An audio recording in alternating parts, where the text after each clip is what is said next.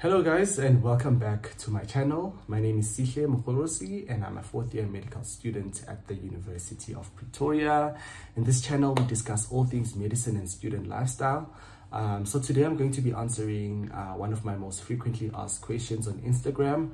And a lot of people ask, Sihle, I don't think I'm going to meet the minimum requirements, or I know I don't meet the minimum requirements, or I've been rejected for medicine already. What degree should I do to increase my chances of being able to switch to medicine in the future?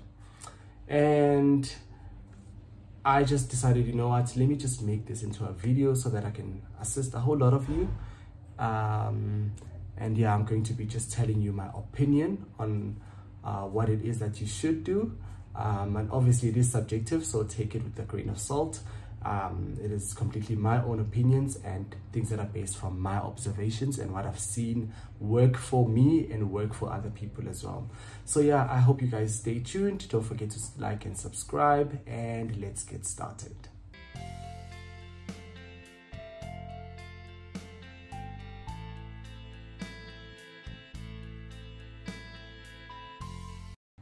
Yeah, so some of you just recently matriculated and you're probably in a similar situation. You've been accepted maybe for accounting, you've been accepted for law, also BSc, but maybe your heart is in medicine and you're like, okay, what should I choose between these three for me to get a better shot at getting accepted into medicine? So I hope by the end of this video, you at least have a somewhat better idea that will help you make that an informed and better decision for you specifically. Yeah, so before I even get started, I just want to give a bit of advice to all of you that are applying, or some of you are in matric, you're still going to apply. Please do yourself a favor. When it's application season, apply everywhere. Make sure, and by everywhere I mean everywhere. Don't just apply to 2 universities. You don't want to find yourself being in a situation whereby you now apply to 2 institutions for 2 study choices and they reject you for both in both institutions. And it happens, guys. I was a victim of this myself in 2016 when I was in matric. So it does happen, and you'll end up being in an unplanned gap year, and it can be quite frustrating as well. So you don't want to find yourself in that situation, so just apply everywhere. Apply. And also, but if you do happen to find yourself being in a situation where now you have to find yourself in an unplanned gap year, you can use the gap year to be much more productive. Do your learner's license, do your driver's license, start reading up on the different courses, different universities, and then you can make an informed decision now that, okay, I'm sure now this is the degree I'm going to do for me to try and get into medicine, and then find out what modules they do. Start reading up. Let's say maybe you want to do a, let's say BSc. You start reading physics, university physics, watch YouTube videos. By the time you get there next year, you already have some sort of a head start to that. So there's always a silver lining. You can make that gap year, unplanned gap year, to be more of a productive thing, because most of the time with these things of getting rejected, it's not really a reflection of you. Really, it's just a matter of spaces. And I know this year matrix did very well, so a lot of people didn't get offers to their study choice, study choices, because there's so many students that did well, guys. So many people are getting distinctions, so many people are doing super well, and universities can only take so many people as well. So you getting rejected, it doesn't mean you're any less good or anything. It just means that they can only accommodate so much, and you unfortunately just didn't make the cut to get accepted. So don't be too hard on yourself. These things happened. Now you just need to accept this is your reality, and start thinking more positively. How am I going to change this? How am I going to move forward now from here? So that mentality is really important, because now from this point now going forward, it's going to be a mental game. Chasing this thing of switching from one degree to medicine, guys, it's a mental game. It's survival of the most mentally fit, because if you are mentally unfit, you will not survive university, you will not get those good marks, and you will not get into medicine as a consequence of that. So it's a constant battle of, you know, trying to push yourself and also making sure that you are mentally stable and mentally, you know, you're in a good space as well. So I just thought I should just get that out of the way and give that advice. All right, back to why we are here. The main reason for the video is which degree you should do if you want to get into medicine. So essentially, I always tell people you can get into medicine from any degree, literally any degree. And this is from a perspective of someone studying at the University of Pretoria, because that's how it works this side. You can switch from any degree. As long as, university, it's a university degree, you can get in, whether it's arts, whether it's health, whether it's science, whether it's engineering, whether it's commerce. As long as it's a university degree, you can. But I just recently learned, I was looking at the selection criteria thingy from one of the medical schools, and I saw there that it doesn't work similar. They specifically look for people in health and science. So that's another thing that you guys should take note of. You know, universities have their different selection criteria, so read up on these things. Just Google, you know, type that medical school and write selection criteria. There should be some sort of document where they will explain these things, so that you know exactly, you know, what you need to do to qualify to become a medical student at that university. All right, so for this video purposes, I'm going to discuss my top three degrees that you can do to switch to medicine. And these are from my observation from my class, specifically at the University of Pretoria. I have to emphasize, guys, because this is really subjective. I can't speak on behalf of other medical schools because I'm not there, obviously, and I don't know how their intakes take in terms of like degrees and whatnot. But this is my observation from class, and I thought, you know what, let me just share it with you, and then you can do with that whatever you may.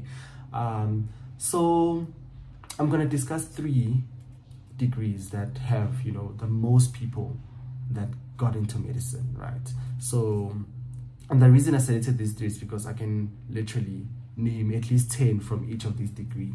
10 people who got into medicine, right? Whereas with other degrees, you'll find that, yes, I know someone from that degree, but maybe it's just 1, others maybe like 2 or 3 maximum. But for these ones, I can safely tell you that in my class specifically, we have at least 10 and even more. 10 is just the minimum, and even more from that degree that made it. All right. Okay, so at my number 3, I have Bachelor of Clinical Medical Practice, BCMP. So this is a 3-year degree that is not offered in all universities. I'm only aware of UP, Wits, Walter Sisulu, and I think University of Limpopo that offer this, but I'm not too sure about if there's others. You'll just have to check on that. So basically, if you do a BCMP degree, at the end of the degree, you are referred to as a clinical associate. You work at the hospital just like a doctor. You do doctor work basically. If you go to a district hospital, you'll most likely see them there, but you won't even be able to tell if this is a clinical associate or a doctor, because they do basically the same thing. So you've probably met a clinical associate before, you just didn't know, because, you know, same job, same sort of thing. Okay, at number 3, I have BCMP, Bachelor of Clinical Medical Practice. So it's a 3-year degree. Upon completion, you become referred to as a CA, a clinical associate. It is offered at University of Pretoria, Wits University, Walter Sisulu University, and University of Limpopo. Those are the only universities that I'm aware of as of the moment that offer it. But you're welcome to just check on the internet if there are any other institutions that offer it. So basically, you work at the hospital as a clinical associate. You do almost everything, I think everything that a doctor does. In terms of the degree itself, it's very much clinical, hence the name clinical medical. So from first year level, you're already, you know, exposed to hospital environment and doing clinical stuff.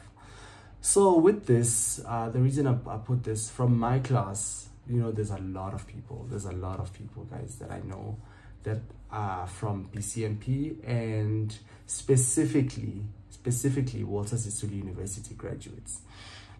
And I'm saying this because also it's important. It's not just a matter of, you know, knowing what degree you should do, but also just take note of institutions that produce people who do great, or, you know, get good marks, because you also want to get good marks. Because guys, honestly, these universities don't care where you study or whatnot. They just want to see those distinctions and you'll get in. So whenever you're doing research on degrees and, you know, universities, also find out that okay, if many people are saying this degree is doable, people pass, but at that specific institution that you want to go to, are people actually doing well? Because, you know, you need to prioritize that. You want to go to an institution where you are most likely going to, you know, do well, so you can get into medicine at the end, right? So yeah, Walter Sisulu, guys, there's a lot. I think if for BCMP specifically, I can name 10 just from Musu, from my class. 10 just from Musu, and then yeah, I can name from other universities as well. But yeah, that's number 3. So do research on that. And okay, at number 2, I have nursing. So yeah, with nursing, we have a lot of nurses, guys, in my class. But with nursing, it's much more diverse, like from different institutions, you know, from Western Cape. I can give you names of, not names. I know people from Western Cape. I know people from here, Gauteng, from KZN, from Eastern Cape, from Limpopo, from Northwest. You know, with nursing, like, it's like there's a lot of them. Yeah, there's really a lot. But what I must say, with nursing, most people, I'll say maybe 90%, had to complete the degrees first. So if you are someone that is considering doing nursing to switch into medicine, just be cognizant of that, chances are you might have to complete that 4-year degree first before you can get accepted into medicine. The only people that I know that didn't have to complete the degree, the nursing degree, are those that specifically studied here at the University of Pretoria. So yeah, remember, I'm doing this observation, it's based on my class at the University of Pretoria. I'm not speaking generally on medicine in South Africa. This is just a very subjective view, right? So it's going to help you if you probably applying to UP. So yeah, it's going to be very helpful if you're applying here. So yeah, that is nursing. Okay, and at my number 1 is the degree with the most people. So this one, I can safely tell you, in my class alone, we have over 70. Yeah, over 70 people that did this degree and are now in medicine in my class, 4th year. So, and that is none other than BSc, Bachelor of Sciences. So obviously BSc is very broad, guys. There's a lot of BScs. You can, you know, if you just type BSc, you'll see there's a lot. BSc physiology, yeah, BSc maybe physiology, biochemistry, microbiology, what, there's a lot of those. But I think specifically for my class, I think the reason we have a lot is because the university caters for the BSc students rather. So we have this thing called the media transfer. So if you apply for a Bachelor of a BSc in Biological Sciences, you have a chance of being able to switch to medicine in the 2nd semester. We call that the media transfer. So when applications open in March, as a BSc Biological Sciences student, you can go to your portal, you apply for an internal transfer. So this only for UP students, right? So if you're doing a BSc Biological Sciences at another institution, you cannot do that media transfer. It's specifically for UP students. So yeah, you apply for the media transfer, and then they usually reserve spaces. Every year it changes, so there's no set amount that they take, but usually the range is around 60 students that are able to switch into medicine the 2nd semester. So the nice thing is that, you know, you're only competing with your classmates. You're not now competing with people from outside. So chances are, if you're in the top 60 and you apply, you are going to get in, right? But it is very competitive. I must tell you guys, you know, with this degree, it's there's people with 6 distinctions in matric, 5 distinctions, you know, people that didn't get into medicine because, they just missed out on the spot, because of the competition from the previous year. Not necessarily that they had low marks. So just be cognizant of that. If you're going to BC, you are going to meet really, really smart people who had really, really good marks. So you need to be on your A game if you're going to go into that program. So also the nice thing with BSc, so it's that 16, just for the media transfer. And then we also have the extended program at UP again. Extended program, so it's like the biological sciences as well, but now you're doing it for a whole year. From that group of extended program, they take the top 20 to 25 students every year. So if you are in that class and you're in the top 25 again and you apply, chances are you're going to get in, right? So already you're seeing the numbers, right? So that's 60 from media transfer, about 20 now from the extended program. So you can imagine that's about 80 spaces, for people who did BSc. And I'm not even done. Now I'm going to go externally now. There's people that are applying from different universities, outside universities, right? So people who only do 1 year of BSc and get in, I can name a lot. There's people who did 2 years of BSc. I'm actually one of those who did 2 years of BSc myself. I was doing it at Tshwako Makgatho Health Sciences University. Then I came this side. And then there are those who do the 3 years, which is the full, they complete the degree first. And then they are here. I know those as well. There's those that do honors. There's those who do masters. So with BSc, it's really, it's really, really, really, really broad, and I know a lot of people get in.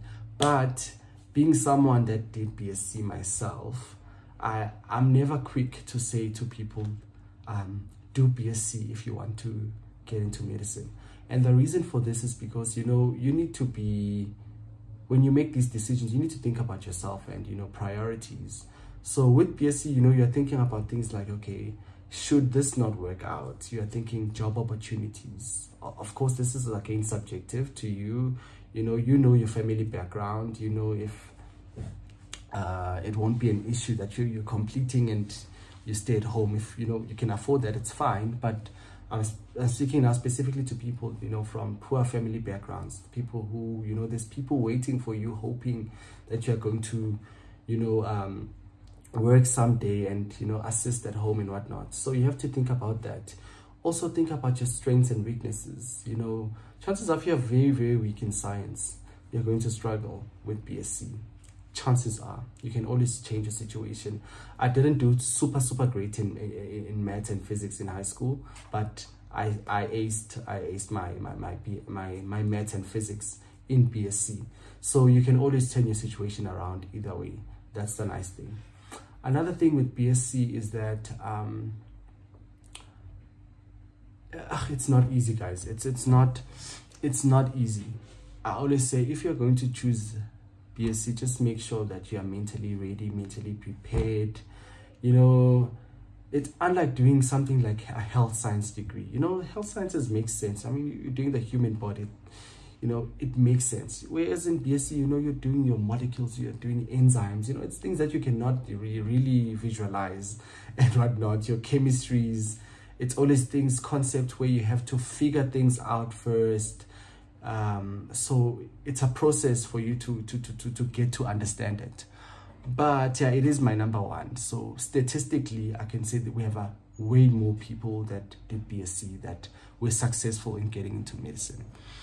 Yeah, but I hope that this, of course, you do with it whatever you may, and I hope that it helps you in making the decision. But I must say that we do have people from other degrees as well. I can just mention, we have people from Bachelor of Arts, people BA Psychology. We have people from engineering. I know someone from law. I know someone from accounting. I know people from, guys, a lot of degrees. Like I said, this is not the only degrees that make it. Yeah, but there's so many other degrees. But the reason I specifically spoke about the 3 I did is because they're the only ones where I could safely say I know more than 10. And I think that's a fair it's a fair amount to talk about, because, you know, in a class of 300, if you have more than 10 of people from that particular degree, then it means, you know, there's something there, whereas the others have 1 or 2, and, you know, that's not really something I would say now go do it, when I only know one person who has been able to do that. But if there's anything I want you guys to take out from this, is that the most important thing is your marks. Whatever degree you decide to choose, make sure your marks, make sure your marks are well 90s, you know, get 80s as well. I used to say 75 long ago, but now, guys, it seems like the new threshold is 80. So aim for an average of 80% and more to increase your chances of getting in. And yeah, do that. What if you got accepted for a second choice, do that degree, and then yeah, get good marks, you'll get in. Whether it's physiotherapy, you can get in. I know people from physio. Whether it's occupational therapy, you can get in. Pharmacy, you can get in. You know, I'm trying to name all these degrees that I know now, so that you guys don't think it's only the ones that I mentioned that get in. Or teaching as well, Bachelor of Education. Yes, I know people from Bachelor of Education as well that get in. So essentially, the most important thing is getting good marks. Yeah, so I hope this video helps you guys, and please just do comment down below if you have any other questions or any inputs that you have, or any other video suggestions that you guys want me to discuss here on the channel. Yeah, and then I'm gonna do it soon. Remember, this year I really want to be more consistent, and yeah, so please just let me know down below what you want me to talk about, and I'll definitely make a video about it. Thank you so much for your support on the channel. You know, even on, you know, the whole of last year, you know, I was not consistent, but you guys are here, you're subscribing, I'm seeing the channel is growing. Yeah, thank you so much for that, and I'll see you in the next video. Ciao.